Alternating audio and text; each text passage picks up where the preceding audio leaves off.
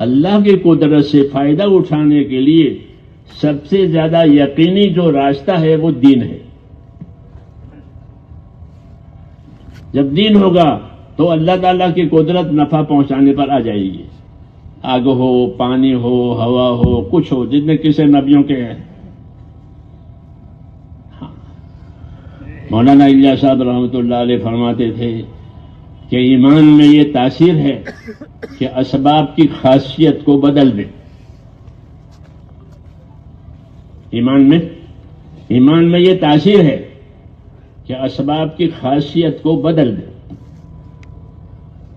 اسباب کی کیا خاصیت ہے؟ کہ پانی ڈباتا ہے، آگ جلاتی ہے نہیں بات؟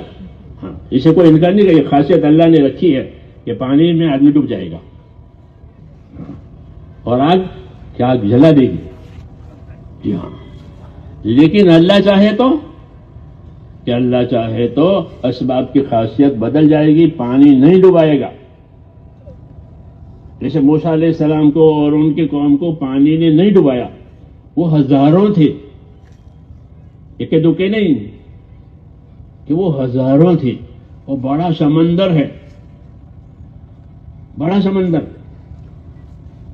لیکن پانی نے ان کو نہیں ڈبایا. کہ پانی کی خاصیت بدل گئی، کیا پانی نہیں ڈبائے گا. اور جب فرعون کی فوج آئی وہ ڈوب گئی تو طاقت والوں کو ڈبایا، کمزوروں کو بچایا. طاقت والا تو وہی تھا، تو وہ ہلاک ہو گیا، پانی میں ڈوب گیا. موسیٰ علیہ السلام کی قوم وہ صحیح سلامت نکل گئی. تو حضرت فرماتے تھے ایمان میں یہ تاثیر ہے کہ ایمان جب قائم ہوگا تو اسباب کی خاصیت بدل جائے گی. کہ پانی نہیں ڈبوئے گا، آگ نہیں جلائے گی. ہاں، کیوں کہ سب تاثیریں اللہ کے قبضے میں ہیں. آگ کا جلانا اللہ کی قدرت سے ہے، پانی کا ڈوبانا اللہ کی قدرت سے ہے. جی ہاں، زہر سے مارنا اللہ کی قدرت سے ہے. ایسے نہیں کہ زہر خود مار ڈالتا ہے. خالد بن ولید کے پاس دشمن کے 2 آدمی آئے. خالد اکثر میدانوں میں رہتے تھے. جی ہاں، تو 2 آدمی آئے، ان کے ہاتھ میں چھوٹی چھوٹی شیشیاں تھیں. وہ بات چیت کر دی کیونکہ دعوت دیتے تھے، اس لیے کہ بات چیت کرنے آئے آپ سے. اگر بات چیت میں ہم نامراد ہو گئے، ناکام ہو گئے تو آپ کے ہاتھ نیچے نہیں رہیں گے، زہر کھا کے مر جائیں گے. یہ انہوں نے کہا کیونکہ وہ دعوت دیتے ہیں اسلام کی. تو کیا اگر آپ سے مقابلہ ہوا اور مقابلے میں ہم ہار گئے تو آپ کے ہاتھ نیچے رہ کر زندہ رہنا پسند نہیں ہے، زہر کھا کے مر جائیں گے. ٹھیک ہے.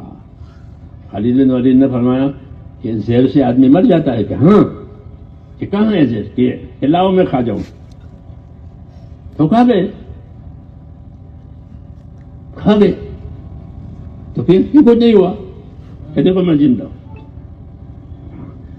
یہ مثال کہ جب ایمان آ جاتا ہے تو اسباب کی خاصیت بدل جاتی ہے.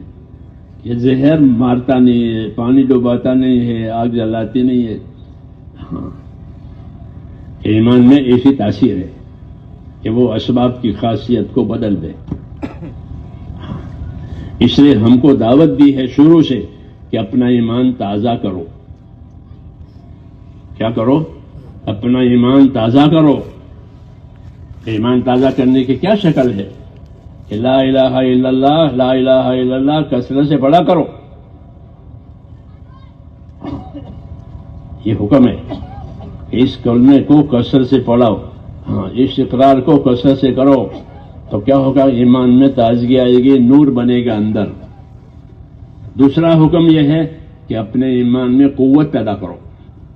ایمان میں تازگی پیدا کرو، اپنے ایمان میں قوت پیدا کرو. کہ ایمان میں قوت پیدا کرنے سے کیا ہوگا؟ کہ ایمان میں قوت پیدا کرنے سے ایمان کے تقاضے پورے کرو گے. ایمان میں کمزوری ہوگی تو ایمان کے تقاضے پورے نہیں ہوں گے. جیسے بدن کمزور ہو گیا، بیمار ہو گیا تو آدمی اٹھ کے پانی نہیں پی سکے گا، ہے نا؟ بیمار ہے، بھائی پانی پلاؤ، بیٹا پانی لے آؤ. بدن بیمار ہو گیا تو بدن کے تقاضے پورے نہیں ہوتے. پیاس لگی ہے پانی نہیں پی سکتا، پیشاب کا تقاضا ہے پیشاب کے لیے اٹھ نہیں سکتا، کوئی لے جائے گا. یہ بات ہے نہیں کہ جب بدن کمزور ہو گیا تو بدن اپنے تقاضے پورے نہیں کرے گا. ایسے ہی میرے بھائیوں مسلمانوں کا ایمان کمزور ہو گیا تو ایمان کے تقاضے پورے نہیں ہوں گے. کہ ایمان کے کیا تقاضے ہیں؟ کہ ایمان کا تقاضا یہ ہے کہ اللہ کے فرائض ادا کیے جائیں، اللہ کے حرام سے بچا جائے، اور حقوق جو دنیا میں ہمارے اوپر آتے ہیں وہ ادا کیے جائیں. یہ تبلیغ کو خالی نکلنے پر مت سمجھو کہ نکل گئی تو تبلیغ ہو گئی. کہ نکلنے سے تبلیغ نہیں ہوگی، ہاں تبلیغ کی طاقت پیدا ہوگی. پہلے تو طاقت پیدا کرنی پڑے گی، پھر اس کے بعد کام ہوگا. تو کام کیا ہے کہ اصل کام یہ ہے، ایمان کا اصل تقاضا یہ ہے کہ ایک ایک مسلمان اللہ کے فرائض کو ادا کرے. اللہ کے فرائض کتنے ہیں کہ 5: کلمہ، نماز، روزہ، زکوٰۃ اور حج. اسی کے فضائل لکھے ہیں نا، اسی کے فضائل لکھے ہیں، کیونکہ یہی اسلام ہے. کلمہ، نماز، روزہ، زکوٰۃ اور یہی اسلام ہے. یہی زندگیوں میں لانا ہے 100% کو. ہاں یہ بنیاد ہے.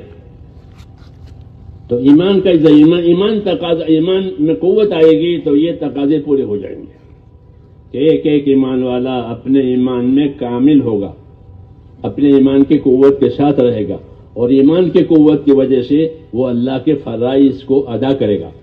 نماز کے وقت پر پڑھے گا، نماز سنت کے مطابق پڑھے گا. نماز کو کیسی پڑھنی ہے؟